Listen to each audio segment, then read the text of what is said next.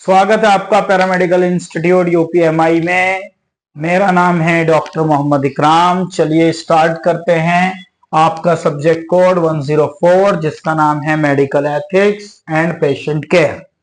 यह असाइनमेंट है। इसमें भी टोटल 5 क्वेश्चन होंगे। एक एक क्वेश्चन को अलग अलग तरीके से डिस्क्राइब करेंगे और आपको इस असाइनमेंट की टोटल 5 वीडियो मिलेंगी, यानी हर एक क्वेश्चन की अलग वीडियो।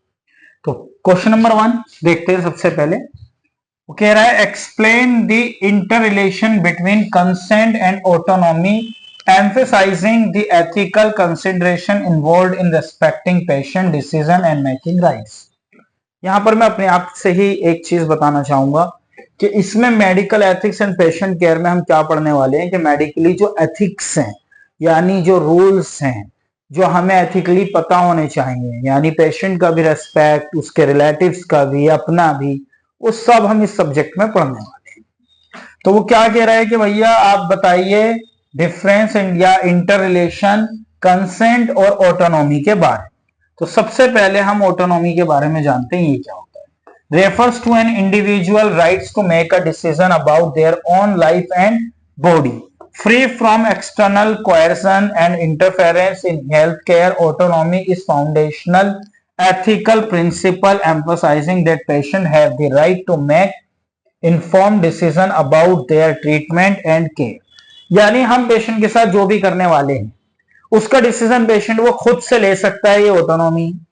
यानी मैं क्लिनिक पर गया, दवाई ले रहा हूं, डॉक्टर ने मुझे बोला टेस्ट करा लो, तो मैंने उससे दे दिया, उन्हें टेस्ट कर दिया।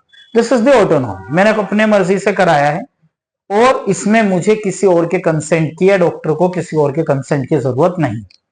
लेकिन अगर कोई सर्जरी होनी है या कोई मेडिकली ट्रीटमेंट होना है जिसमें हमें लगता है कि पेशेंट के कंसेंट के अलावा हमें उसके फैमिली मेंबर्स के कंसेंट की भी जरूरत है, तो उसको बोलते हैं कंसेंट, जिसमें उसके लिए कोई और डिसीजन मेकर होता है। वो उसके father, mother, brother, sister, husband, wife हो सकते हैं। ठीक है, तो चलिए नेक्स्ट आगे क्या है। इन्फॉर्म्ड कंसेंट का क्या मतलब है भाई? Is the process through the which patients provides with all necessary information regarding medical condition, treatment, risk, benefit, alternative, allowing them to make an informed decision about their care. Informed consent both legal, ethical requirement. यानी हमने मरीज को सब कुछ बताना है कि हम उसका इलाज कैसे करने वाले हैं, उसके ट्रीटमेंट के क्या ऑप्शंस हैं, उसमें रिस्क कितना है, उसका फायदा कितना होगा, उसके अलावा उसके पास और क्या अल्टरनेटिव ऑप्शन है। Allowing them to inform decision, ताकि वो अपने डिसीजन को ये सब कुछ जानने के बाद ले।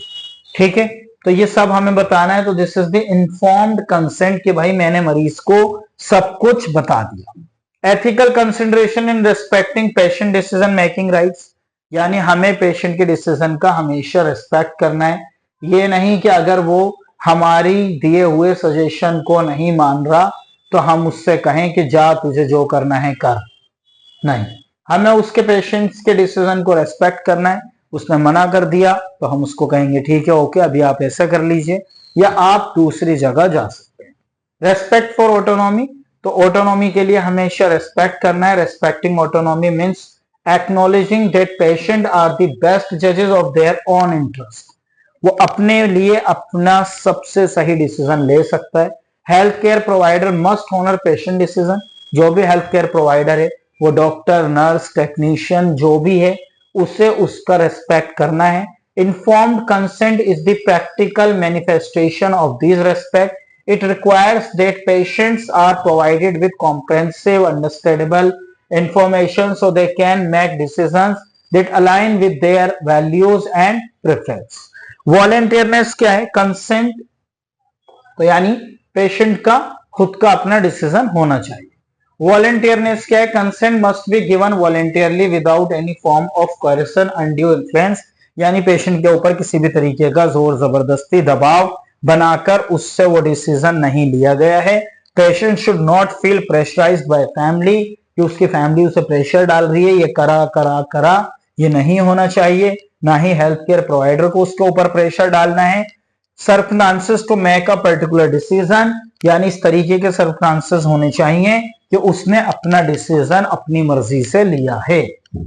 This aspect of the consent protect the patient autonomy by ensuring that their decision is genuinely their own.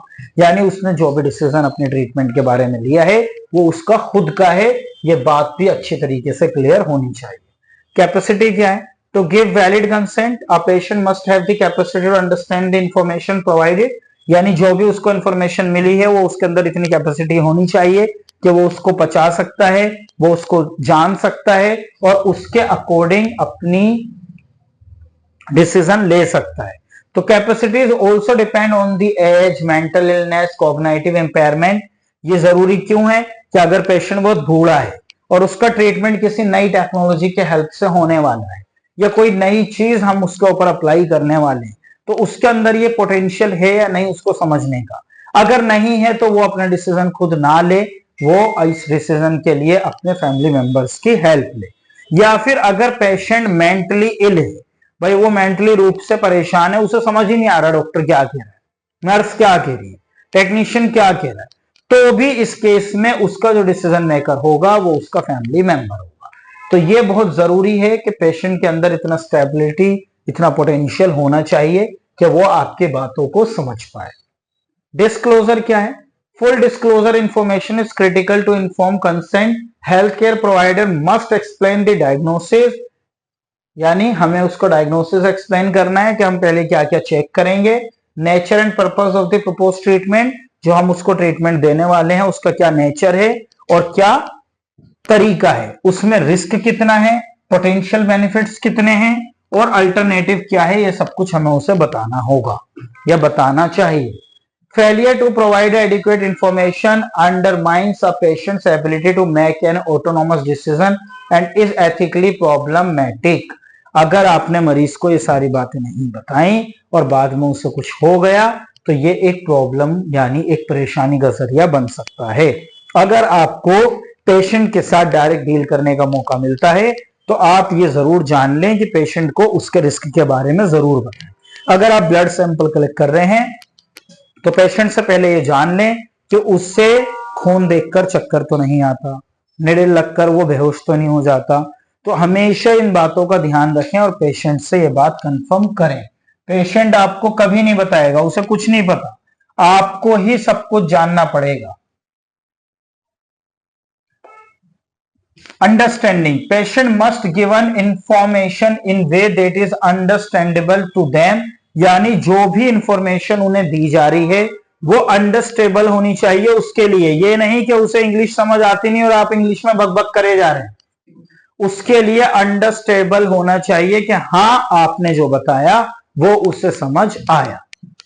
Next, right to refuse, उसके पास ये राइट है कि वो आपकी सारी बात सुनने के बाद भी उस ट्रीटमेंट, उस डायग्नोसिस के लिए मना कर सकता है और इसके लिए उसे कोई भी प्रेशराइज नहीं कर सकता, ना ही हेल्थ केयर प्रोवाइडर और ना ही उसकी फैमिली। बेनिफिशियंस एंड नॉन मेलिफिसेंस का क्या मतलब है? इसका मतलब है while autonomy is paramount it must be balanced with the principle of beneficence, यानी उसका फायदा होगा ये बात भी उसमें होनी चाहिए, और नॉन मेलिफिसेंस यानी उसकी हार्म, यानी उसे किसी तरीके का नुकसान भी इसमें नहीं होगा। Health care provider sometimes face ethical dilemmas when a patient autonomous choice conflict with the provider assessment of what is beneficial or harmful. In such cases, provider must engage in respectful dialogue, explore the patient's reasoning, and seek to find a resolution that honors the patient's values while minimizing harm. यानी कई बार patient क्या करता है, आपकी सारी बात सुनने के बाद भी मना कर देता है। तो आपको उस केस में क्या करना है? उस केस में आपको पेशेंट से यह पूछना है कि वो मना क्यों कर रहा है, उसको ये बात समझ क्यों नहीं आ रही।